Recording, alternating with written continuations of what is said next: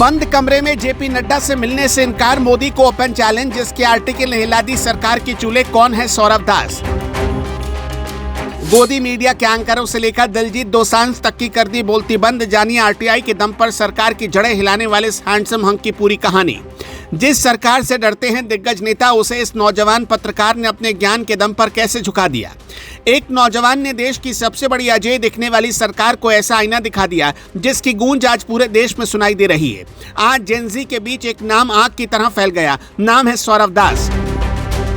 Social media पर लड़कियां इस लड़के पर पूरी तरह फिदा हैं। इंस्टाग्राम पर पोस्ट शेयर किए जा रहे हैं। हैंडसम हंक अब कहां मिलोगे। उनकी स्मार्टनेस और उनके बेखौफ अंदाज पर मीम बन रहे हैं। उनकी पत्रकारिता की कस्में खाई जा रही हैं। लेकिन हम ये वीडियो सिर्फ उनकी तारीफ करने या उनके लुक पर बात करने के लिए नहीं बना रहे। हम ये वीडियो इसलिए बना रहे ताकि देश का युवा लड़का इस लड़के से वो सबक सीखे जो किताबों और स्कूलों में नहीं पढ़ाया जाता। हम ये वीडियो इसलिए बना रहे ताकि आपको ये पता चले कि एक प्रवक्ता की असली भूमिका क्या होती है और कैसे एक 20-22 साल का लड़का देश की पॉलिटिकल पार्टियों को राजनीति का ककहरा सिखा सकता है। जिस सरकार ने बड़े बड़े और ऐतिहासिक चुनाव जीते, उसी सरकार के कद्दावर मंत्री के सामने बैठकर ये लड़का बिना डरे बिना हिचकिचाए अपनी बात कह गया। जंतर मंतर की तपती सड़क से निकलकर ये नौजवान आज पूरे देश की राजनीति का सबसे चर्चित और सबसे धारदार चेहरा बन चुका है।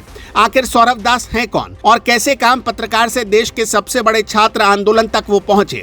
आपको बता दें कि सौरभ दास दिल्ली के ही रहने वाले हैं और पढ़ाई लिखाई में बचपन से ही मेधावी रहे हैं। जर्नलिज्म और मास कम्युनिकेशन में ग्रेजुएशन करने वाले इस लड़के ने सिर्फ 18 साल की उम्र में वो हथियार चलाना सीख लिया जिससे बड़ी बड़ी सरकारें कांपती हैं, और वो हथियार था सूचना का अधिकार कानून यानी आरटीआई। इसी आरटीआई के दम पर सौरभ ने ऐसे सनसनीखेज खुलासे किए जिन्होंने राष्ट्रीय मीडिया तक की जड़ें हिला दी।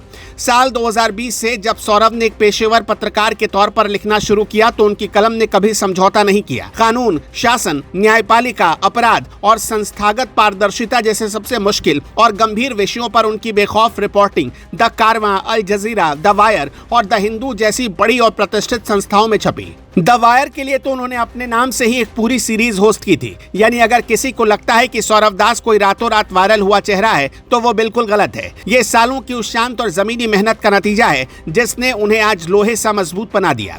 जून 2026 में जब जंतर मंतर पर कॉकरोच जनता पार्टी यानी सीजेपी की शुरुआत हुई तो इसी बेदाग छवि और खोजी पत्रकारिता के अनुभव को देखते हुए संगठन ने सौरभ दास को अपना मुख्य प्रवक्ता बना दिया। और प्रवक्ता बनते ही इस लड़के ने वो कर दिखाया जो बड़े बड़े दिग्गज और सफेद पोश नेता नहीं कर पाते। जब सरकार दबाव में आई और सीजेपी को बातचीत के लिए बुलाया गया तो पार्टी ने सौरभ दास और आशुतोष रंका को केंद्रीय मंत्री जेपी नड्डा से मिलने भेजा। मुलाकात हुई, बात हुई, लेकिन असली कहानी तब शुरू हुई जब मंत्री जी ने दोबारा अपने आवास पर बुलाकर बात करने की पेशकश की। किसी और के लिए यह सत्ता के करीब जाने का बड़ा मौका हो सकता था, लेकिन सौरभ दास ने मंत्री के मुंह पर साफ इनकार कर दिया। दो टूक कह दिया कि अब कोई बंद कमरे की मीटिंग नहीं होगी। जो भी बातचीत होगी वो सिर्फ और सिर्फ जंतर मंतर की सड़क पर छात्रों के बीच होगी या मीडिया के सामने होगी। एक आम सा दिखने वाला ये लड़का उसी वक्त सरकार को अपनी शर्तों पर झुका चुका था। सौरभ दास की ये निडरता सिर्फ सरकार तक सीमित नहीं रही। कुछ ही दिन बाद उनका एक और वीडियो सामने आया जिसने मीडिया जगत में भूचाल ला दिया। जिस मेन स्ट्रीम मीडिया और बड़े बड़े एंकर्स के सामने नेता बोलने से घबराते हैं, उसी गोदी मीडिया के मालिकों, एंकरों और संपादकों को इस नौजवान ने आंख में आंख डालकर सीधे सुधर जाने की नसीहत दे डाली।